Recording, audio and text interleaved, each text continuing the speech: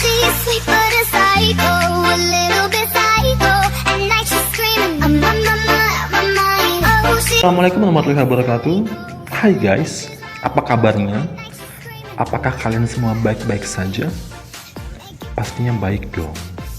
Kalau tidak mungkin kalian masih bisa melihat YouTube rebahan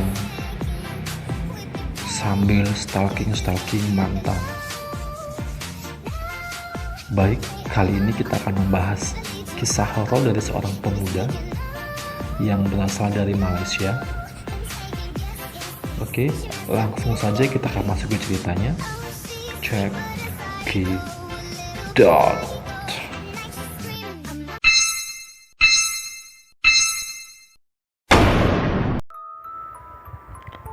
Ingatan pemuda Malaysia ini masih terfokus pada video call dari seorang pria yang memperkenalkan dirinya sebagai Saiful pada sore harinya.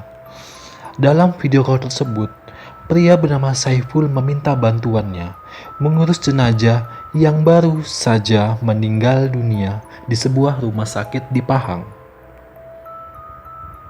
Saat video call, wajahnya pucat. Pada awalnya, Hadi keberatan karena jenazah berada di rumah sakit. Namun, saat Saiful memberitahu kalau pihak rumah sakit kekurangan tenaga mengurus kasus kematian akibat COVID-19, Hadi pun berubah pikiran. Namun, belum sempat Hadi mengiyakan permintaan Saiful, video call tersebut pun terputus. Usahanya untuk menghubungi Saiful kembali pun gagal. Mungkin paket data yang dimiliki Saiful habis kali ya, pikir Hadi. Tetapi entah mengapa Hadi pun terpenung memikirkan tentang Saiful tadi. Dikarenakan wajahnya kelihatan pucat dan siapa yang akan membantunya mengurus jenazah temannya tersebut, pikir Hadi dalam hati, yang tiba-tiba membuatnya merinding. Merasa janggal dengan jenazah tersebut. Malam itu sekitar pukul 12.30 malam, Hadi tidak dapat melelapkan matanya. Dia lebih banyak melamun karena asik memikirkan tentang si Saiful tadi. Tiba-tiba, Hadi tersentak ketika HP yang diletakkan di sisi ranjangnya berdering. Kali ini seorang wanita terdengar menangis terisak-isak. Wanita itu memohon kepada Hadi untuk membantu mengurus jenazah suaminya. Saat ditanya siapa yang meninggal, Hadi pun terkejut bukan kepalang. Karena wanita tersebut menyebutkan nama daripada jenazah yang meninggal tadi. Wanita itu menyebutkan jenazah meninggal di rumah sakit yang sama seperti yang diberitahukan Saiful sebelumnya. Hadi pun merasa aneh. Apakah yang meninggal orang yang sama? Timbul rasa tidak enak di hati Hadi. Tapi Hadi tak mau banyak pertimbangan dan langsung mengiyakan permintaannya. Wanita itu memberitahukan jenazah suaminya kini berada di rumah dan dia memberikan alamatnya sebelum Hadi bergegas keluar. Dalam kegelapan lewat tengah malam, Hadi pun keluar sendirian tanpa ditemani siapa-siapa. Mungkin si Hadi lagi jomblo kali ya. Dia hanya berdoa agar semua urusannya dipermudahkan karena ada hal aneh yang akan dihadapinya. Ketika mencari lokasi rumah jenazah yang dimaksud, Hadi pun merasa aneh karena aplikasi Google Maps-nya membawanya masuk ke jalan melewati kebun karet dan kelapa sawit. Meski dalam hati merasa tidak enak dan takut, Hadi tetap meneruskan perjalanan sambil matanya celingak-celinguk lihat kiri, kanan. Takut-takut ada Mbah Kunti yang nongkrong di atas. Ketika sampai di tujuan, Hadi bertemu dengan seorang lelaki yang memperkenalkan dirinya sebagai Pak Daud. Di luar rumah keluarga yang sedang kesusahan. Setelah memperkenalkan diri dan memberitahu kalau dia yang akan mengurus jenazah, Hadi mendapat cerita yang menyedihkan tentang jenazah.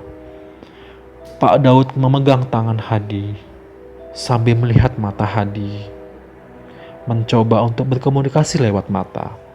Tapi sayangnya, Hadi bukan anak indigo atau memiliki telepati seperti yang di film X-Men yang bisa berbicara hanya dengan pandangan mata. Lalu Pak Daud pun menceritakan bahwasannya almarhum meninggal dunia karena dibunuh dengan cara menggunakan ilmu hitam. Tambah Pak Daud, almarhum sudah berbulan-bulan menderita penyakit aneh yang dipercayai akibat perbuatan kenalan yang menaruh dendam kepada almarhum. Paham dengan apa yang coba disampaikan oleh Pak Daud, Pak Hadi dan Pak Daud pun kemudian masuk ke dalam rumah duka. Saat masuk rumah duka, Hadi merasa aneh karena hanya ada beberapa orang saja di dalam. Lebih aneh lagi, Hadi tidak melihat istri almarhum di rumah itu. Dia coba bertanya kepada Pak Daud mengenai wanita itu, sekaligus mencari tahu apakah Pak Daud mengenali nomor tadi yang menghubunginya. Ternyata Pak Daud tidak mengenal nomor HP wanita yang menghubungi Hadi tersebut. Pak Daud kemudian memanggil anak lelaki almarhum. Le, ternyata Le, panggil Pak Hadi. Setelah ditanya, panggil Pak Hadi, panggil Pak Daud. Setelah ditanya oleh Hadi tentang nomor HP tersebut, anak lelaki itu langsung terduduk dan wajahnya berubah pucat. Anak itu mengatakan, nomor HP itu milik almarhum ibunya yang meninggal dunia tahun lalu. Dar! Hadi pun terkejut. Dalam hati, ia hanya bisa bilang, mungkin ini ujian dari Allah untuk saya. Enggan terus tenggelam dalam emosi, Hadi meminta izin kepada ahli waris untuk mengurus jenazah sebelum Pak Daud membawanya masuk ke dalam kamar. Begitu kain batik yang menyelimuti jenazah dibuka, dar lagi. Hadi pun terkejut melihat wajah dari jenazah tersebut. Ternyata wajahnya sama persis dengan wajah Saiful yang menelpon Hadi siang tadi. Hadi pun langsung berselawat dan membaca beberapa ayat pelindung diri sebelum memberitahu Pak Daud yang lainnya untuk segera mengurus jenazah.